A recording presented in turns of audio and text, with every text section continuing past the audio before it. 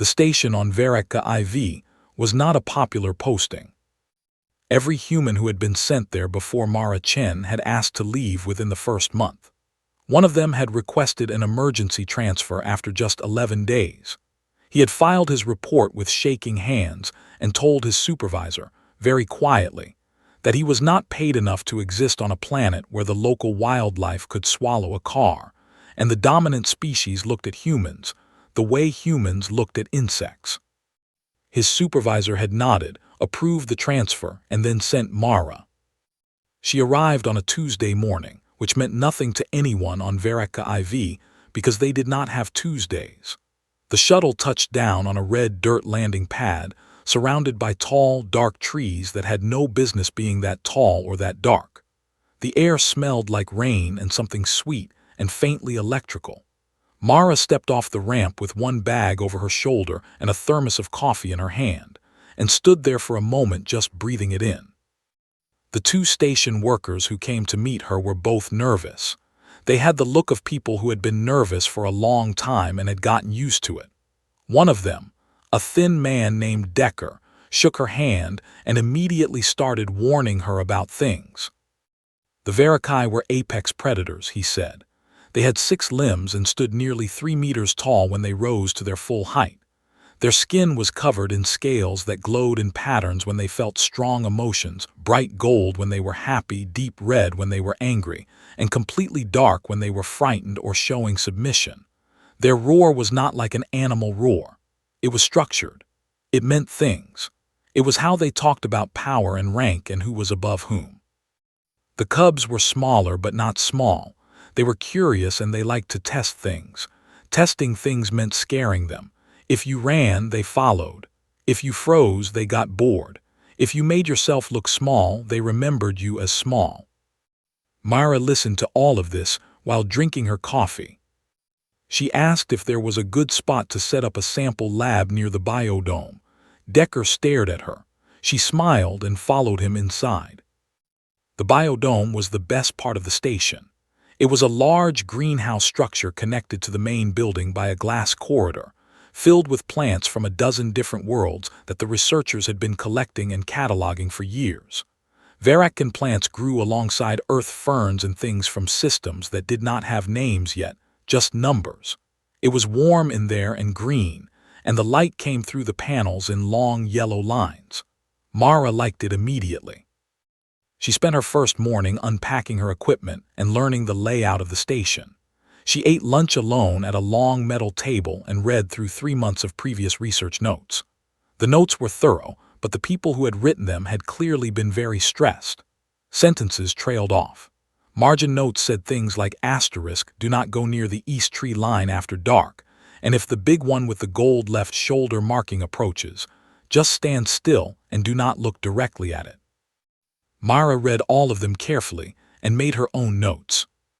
In the afternoon, she went into the biodome to start cataloging a set of root samples she had brought with her. She had been working for about 40 minutes when she heard the door at the far end of the dome open. She did not look up right away. She was in the middle of labeling something and she wanted to finish the label. When she did look up, she saw 3 Vereki cubs standing at the end of the long central path between the plant beds, watching her. They were not small. The biggest one came up to her shoulder when it was walking on all 6 limbs, which meant it was about the size of a large horse, except wider and covered in pale green scales that shimmered faintly in the biodome light. The other 2 were slightly smaller. All 3 of them had their heads tilted in that way that animals do when they are deciding something. Mara straightened up slowly and looked at them. They looked back at her. The big one took a step forward, then another. The other 2 followed. They were spreading out a little, moving to the sides of the path which Decker's notes had described as a flanking behavior, testing, assessing, seeing what she would do. Mara stayed where she was. She set her labeling tool down on the table beside her. She watched them come closer, slowly in that loose triangular formation, heads low, scales starting to shift color, a pale flickering yellow-green that she had read meant excitement or anticipation. They stopped about 4 meters away. There was a pause, the kind of pause that has weight to it. Then the big one opened its mouth and roared. It was not a small sound. It came up from somewhere deep in its chest and rolled outward like a wave, filling the entire dome, shaking the glass panels in their frames, rattling the small tools on Mara's work table, vibrating in her teeth and her ribs and the base of her skull. The plants around her trembled. The two smaller cubs joined in a half-second later, and the sound became a wall, a physical thing, something that pressed against her from every direction. Every instinct she had told her to run. Every ancient, animal part of her brain that had been inherited from much smaller, much more fragile ancestors lit up all at once and screamed at her to move, to get away, to make herself small and fast and gone.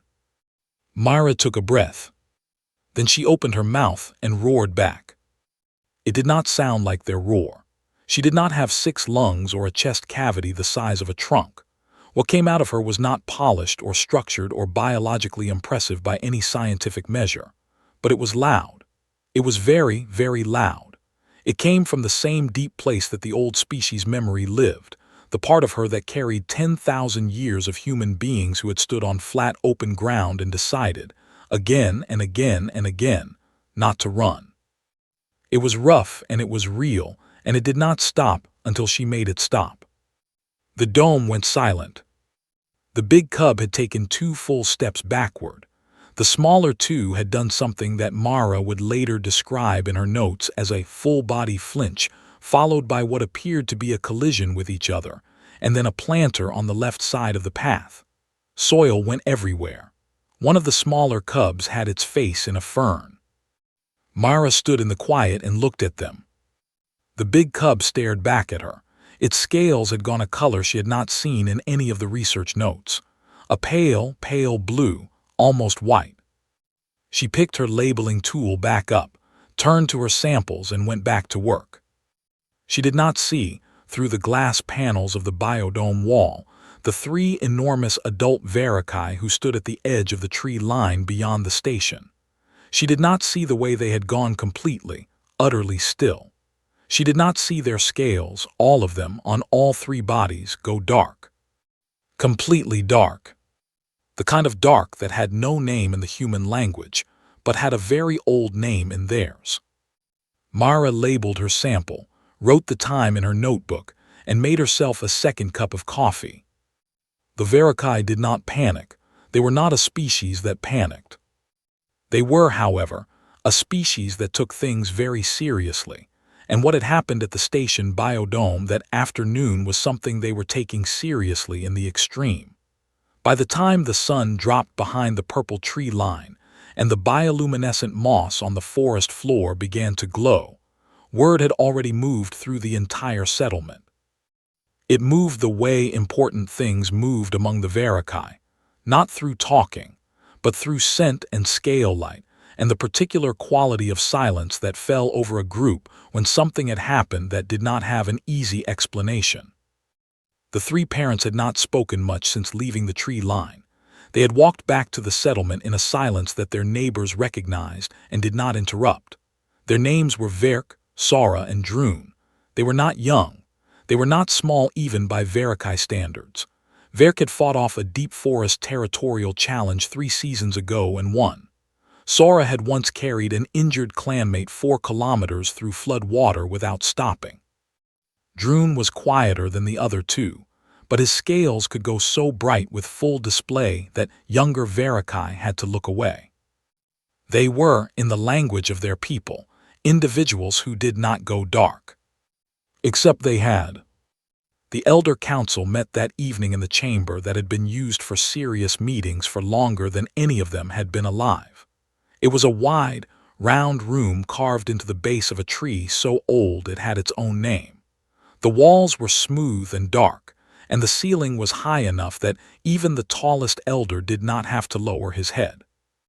The air always smelled like old wood and pheromone smoke from the clay burners placed at each of the 6 entrances.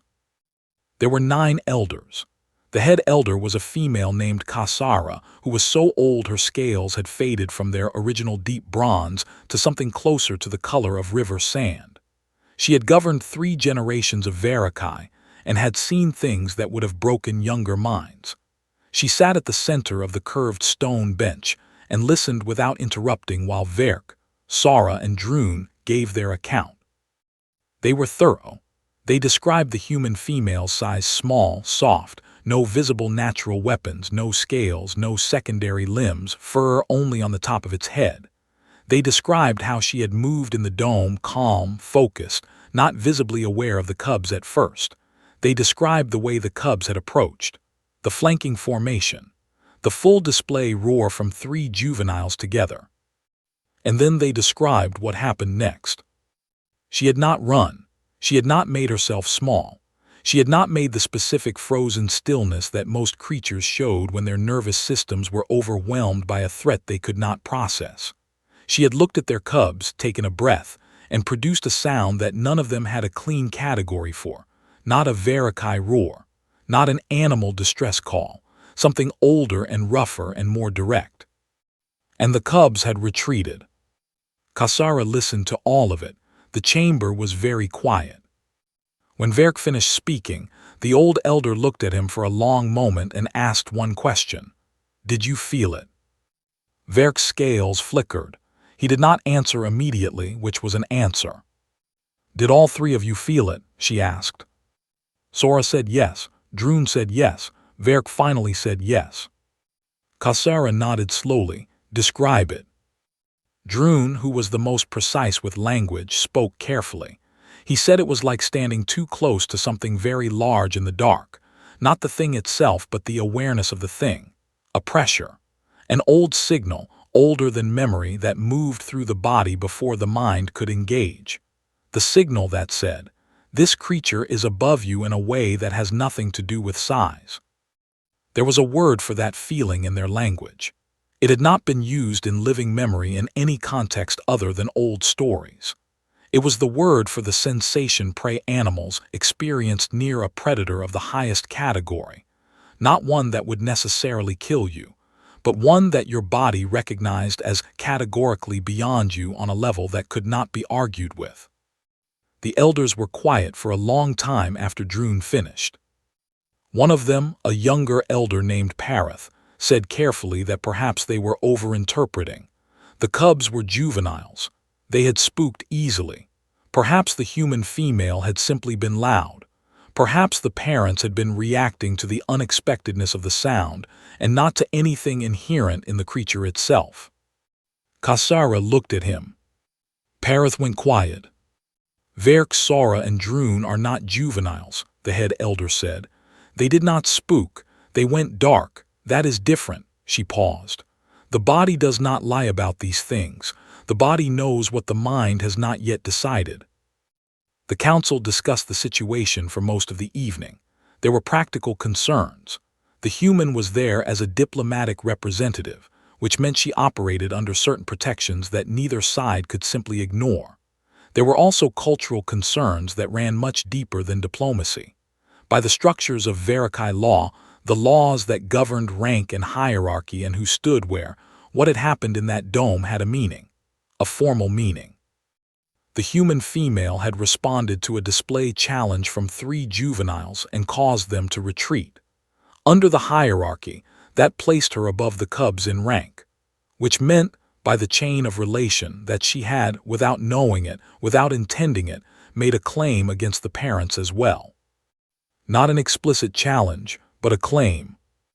The law was old and it was clear, and it could not simply be set aside because the being who had triggered it was small and furless and from another planet. The law did not ask about intention.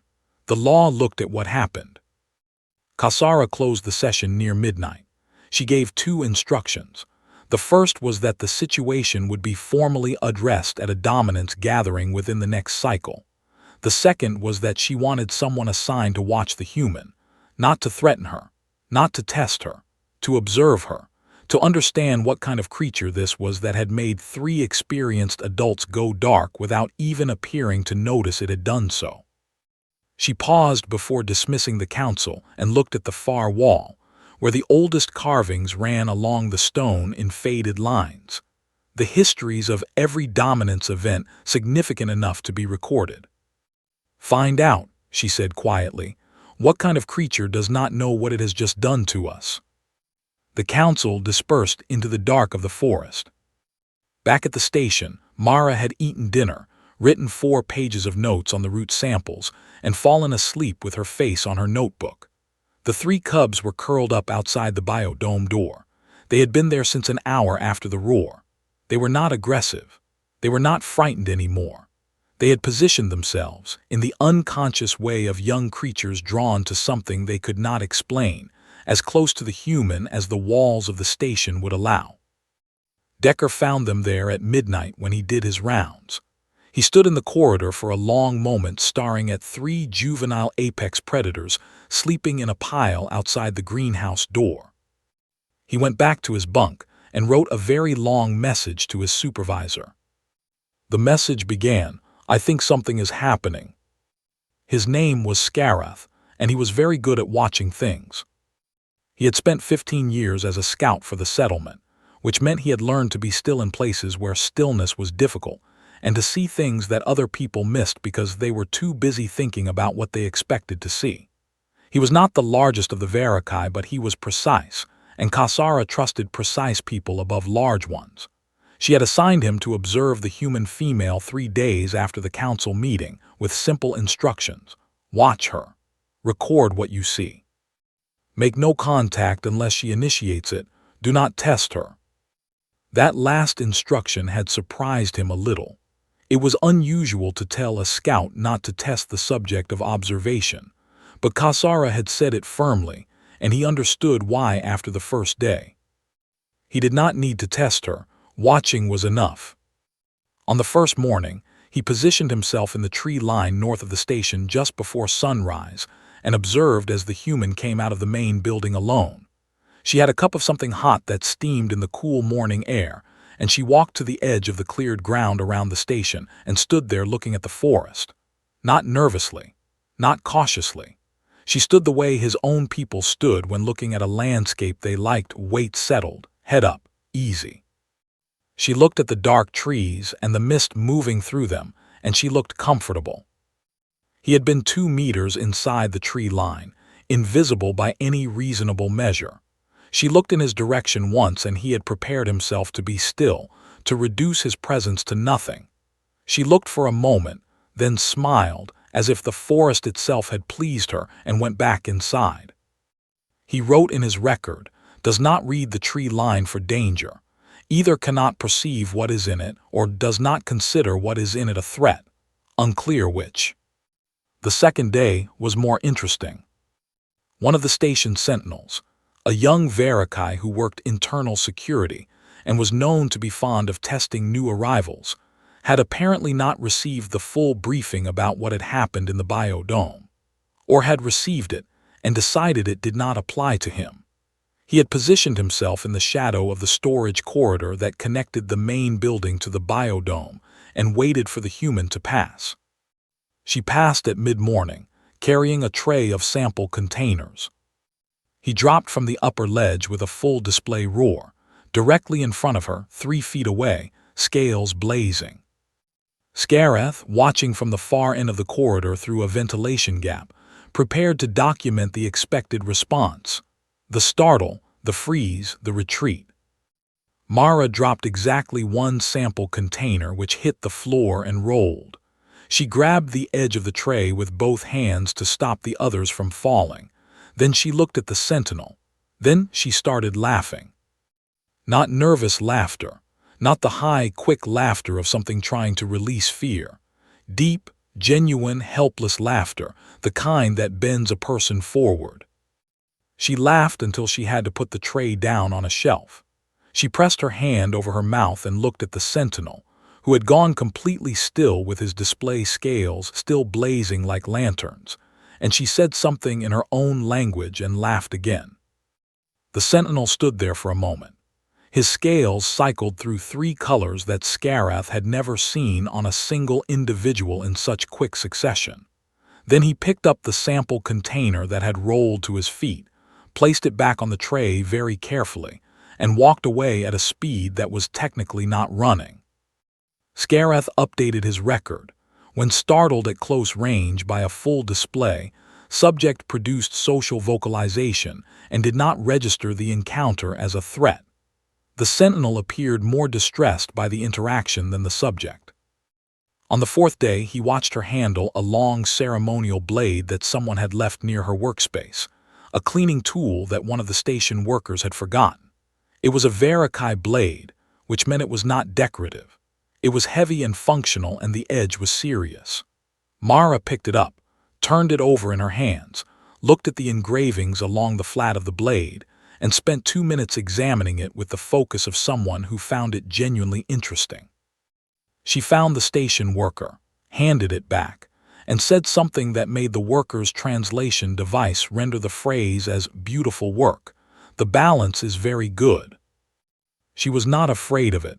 She was interested in it, as if it were a piece of art she had stumbled across. Scareth wrote, "No threat response to edged weapons at close contact. Treats them as objects of craft rather than danger." The most unsettling day was the 6th. A storm came in from the eastern ridge, the kind of storm that happened on Veraka IV about twice a season, where the pressure dropped fast and the sky went from pale yellow to black-green in under an hour, and the lightning came in long branching chains that hit the tall trees and split them down the middle. Every creature on the planet that was not underground or under heavy cover knew to get there. Every Verakai in the station moved indoors and the external doors sealed.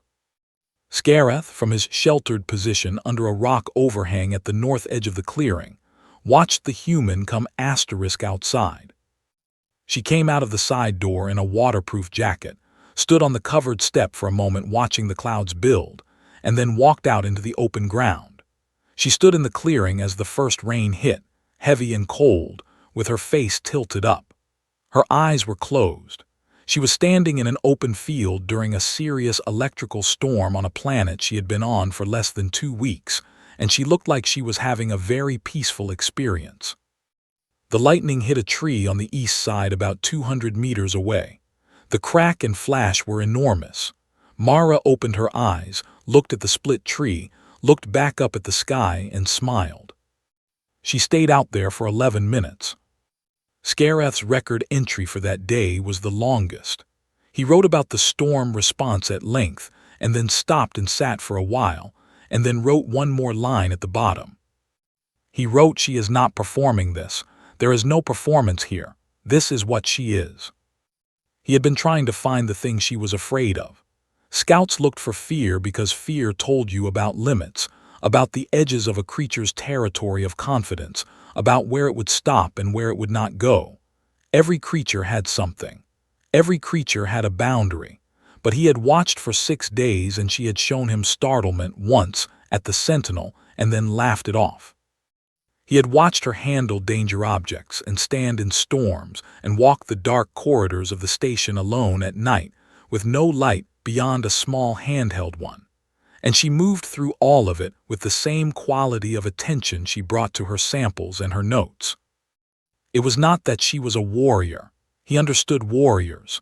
Warriors carried awareness of danger in a specific way, tight and ready, always calculating, always watching the perimeter. Mara did not move like that. She moved like someone who found the world interesting. She was curious about the things that should have frightened her. She walked toward problems to look at them more closely.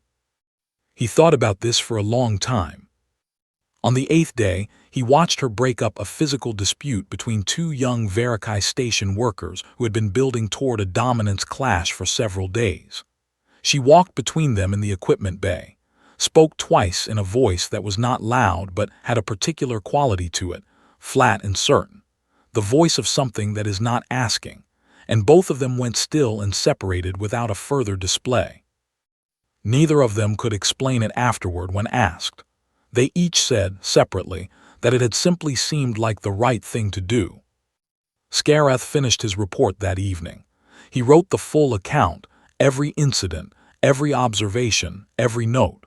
And then he added a final section which he had been thinking about for 3 days. He wrote that he had reviewed every category available for classifying the behavior patterns of a creature in a territorial or hierarchical environment. He had considered whether she was operating from ignorance, from training, from a different biological framework for threat response. He had tried to find a label that fit. He had found one. He wrote, "She is not a warrior. She has not been trained to suppress fear responses. She is something that comes before the concept of a warrior. She is what warriors exist because of. The thing that looked out at the dark when the species was very young and decided that curiosity was more important than safety. The Verakai have a word for a creature of the highest predator category, one that does not show fear because it has never found a situation that required it. We have always assumed this applied only to very large things. We were wrong about the size requirement." He sealed the report and sent it to Kasara. At the bottom, below his formal signature, he added one line that was not part of the official record. "She asked me this morning if I wanted to try her coffee. I said yes. It was terrible. She seemed very happy that I tried it." The official summons arrived at the station on a morning when Mara was elbow-deep in a particularly stubborn root system and had soil on her face. It came in the form of 3 Verakai adults who appeared at the station entrance with their scales in the neutral gray-gold pattern that Mara's notes identified as formal communication mode. They spoke to Decker first. Decker went white. Then he went to find Mara. She was still in the biodome. One of the cubs, the big one, who she had started calling Chunk in her private notes, because he had a habit of sitting on things that could not support his weight, was lying across 2 of her work tables watching her work with the focused attention of a creature that found the process deeply mysterious. Mara was explaining what she was doing out loud, not because she expected to be understood, but because she thought out loud when she worked, and it seemed rude to stop just because her current audience had 6 limbs and no interest in botany. Decker came in fast and told her about the summons. She listened. Then she called her diplomatic supervisor on Earth. The call took 20 minutes because of the signal delay and because her supervisor, a careful woman named Director Osai, had a lot to say. She explained the dominance gathering. She explained what it meant under Verakai cultural law. She explained that by the formal structure of their hierarchy, what had happened with the cubs had created a situation that could not simply be ignored. The hierarchy required resolution.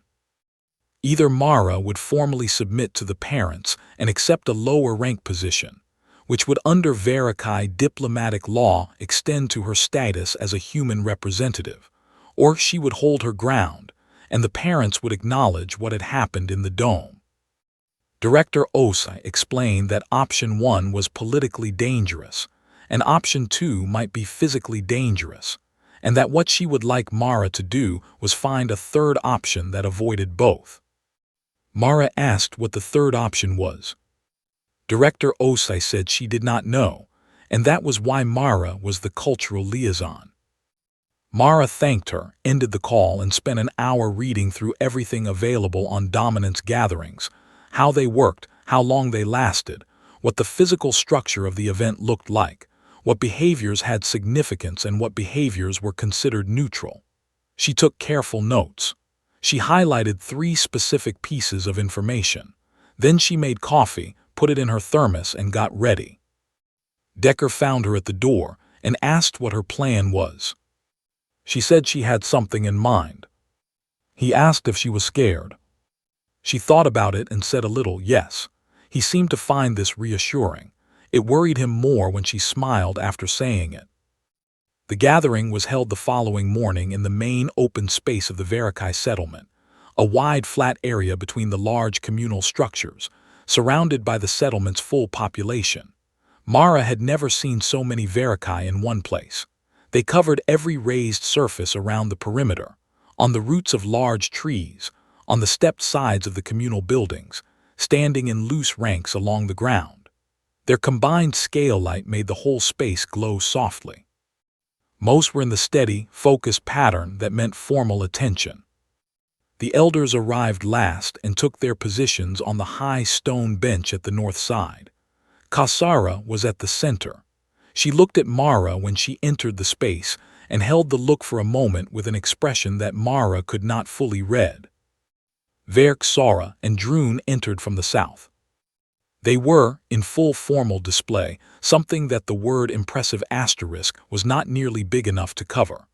Their scales were running the deep ceremonial gold that Mara had read about but not yet seen in person. They were taller than she had realized, fully risen on their hind four limbs. They cleared 3.5 meters easily. The crowd around the perimeter had gone silent, the kind of silence that had mass. They crossed the space and stopped in front of her. Mara looked up at them. She had her thermos in her left hand. The gathering protocol called for the display roar first. It was the formal opening of any dominance resolution. Verk, as the senior of the three, would begin. He began. The roar that came out of Verk was not like the cub's roar. The cub's roar had been loud and young and full of enthusiasm. This was something else entirely. This was the sound of an adult apex predator in full formal display, the product of 3 meters of chest and lungs and tens of thousands of years of predatory evolution, shaped and structured and aimed. It traveled across the settlement square and hit the far buildings and came back. Every Verakai on the perimeter pressed back slightly. The elders were still. The air felt different after it. Mara did not move. She let the sound pass over her and waited for the quiet after it. And then she did something that nobody in the square had expected. She did not roar. She spoke. Her Verakai was not perfect. She had been studying it for 4 months from recordings and text files, and she still pronounced certain sounds wrong because her throat was not built for all of them. But she had spent most of the previous night reviewing the specific phrases she needed, and she had rehearsed them until they were steady. She said in Verakai that their cubs were brave. She said they were curious and that they were kind, and that she had seen how much courage it took for a young creature to approach an unknown thing. She said she had not come to this planet to stand above anyone. She had come to learn. She said she hoped their cubs grew up to be exactly the kind of creatures they already appeared to be becoming, strong and bold and full of life. She said she was not here to take anything from them. She was here because she found them extraordinary. Then she stopped speaking and looked up at the three of them and waited. The square was absolutely silent. Verk, Sara, and Droon stood still. Their scales had stopped in a pattern that did not shift for a full 20 seconds. Then, in the same moment, all 3 of their scale patterns went dark. Not aggressive dark, not the dark of a threat response. The quiet, still dark that had no aggression in it at all. Mara did not know the difference between the 2 kinds of dark. She saw their scales go dim and held very still herself, unsure if that was good or bad, gripping her thermos a little more tightly and keeping her face calm because that seemed like the best available option. In the crowd, a low sound moved through the assembled Verakai, not a roar, not alarm, something else, a murmur that rolled from one side of the square to the other. On the elder bench, one of the council members turned to the elder beside him and said, very quietly, that she had done it again. The second elder said yes. The first one said she didn't even know she was doing it. The second one said that was exactly the problem, and also somehow the most impressive thing he had ever observed. Kasara, at the center of the bench, did not speak for a long moment. She was watching Mara with an expression that had shifted from the unreadable one she had worn at the start into something that was easier to name. She looked like someone who had just solved a problem they had been working on for a long time and found that the answer was stranger and better than anything they had considered. She said one word to the elder on her left. The elder turned to say it to the next, and it moved down the bench. The word traveled out into the square from there, elder to assembly, in the way that formal pronouncements moved among the Verakai. It moved through the crowd in that rolling wave, and when it reached the far side, the sound that came back was not a roar and not a murmur. It was a deep, Rhythmic pulse, collective and steady, the sound the Verakai made for things that had no better response. Mara stood in the middle of all of it, not entirely sure what was happening, and took a careful sip of her coffee. On the perimeter, Scareth watched her do this and made one final note in his record. The word Kasara had spoken, the one that was now moving through the whole settlement, did not translate perfectly into the human language. The closest version was something like asterisk first among unmeasured things. The longer version, used in the old histories for creatures that existed outside of the standard hierarchy, because the hierarchy had no category large enough to hold them, translated roughly as the kind of thing you do not rank, because ranking it would only reveal the limits of your ranking system. In the common language, the short version of the word was simpler. It meant apex. 3 weeks after the gathering, the Verakai did something that had never happened before in the recorded history of their contact with any other species. They gave Mara a territory marker. It was a carved stone, about the size of her fist, with markings on all 6 faces that took her 2 days to fully translate. When she did, she sat with the translation for a while and read it several times. Then she called Director Osai. She explained what the marker said. The director asked her to repeat it. Mara repeated it. There was a long silence on the call. The marker said, in the formal language used for clan bonds, that Mara Chen of the human species was recognized as kin of the Verakai settlement of the Eastern Ridge. It said she held the rank of asterisk elder without age asterisk, which was a category used for beings who carried great knowing without requiring years to prove it. It said that the territory of the settlement was her territory, and that any who moved against her moved against the whole clan. Director Osai said this was unprecedented. Mara said yes. The director asked how this had happened. Mara thought about it for a moment and said she had just been herself.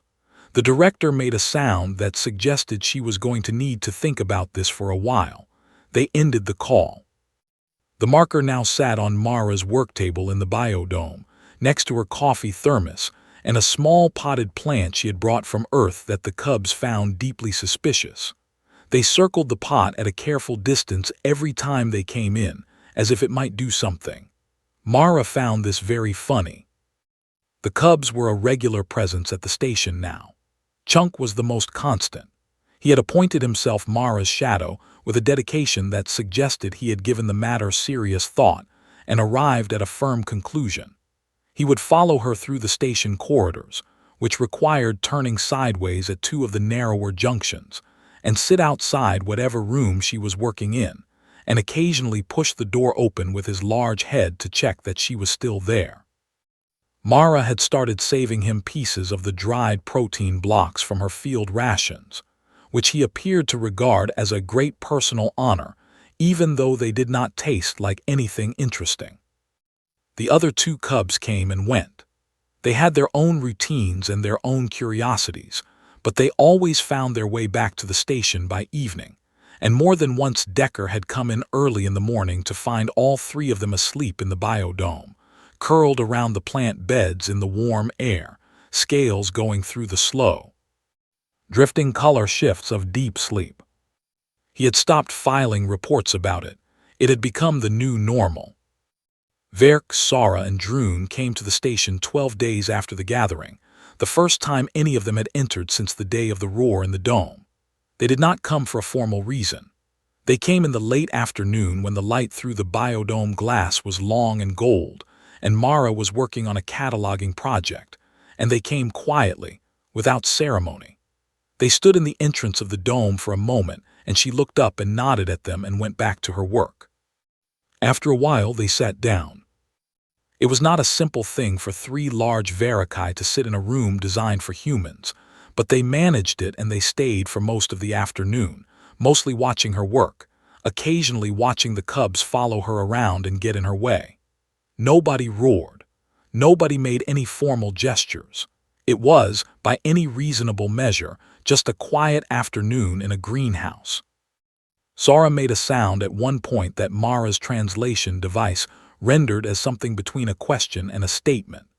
A structure that in Verikai conversation meant I am thinking of something and want to share it without requiring a response. She said that she had watched Mara work from the trees on her first day and had found it strange that the human moved without looking over her shoulder. She said most creatures looked over their shoulder.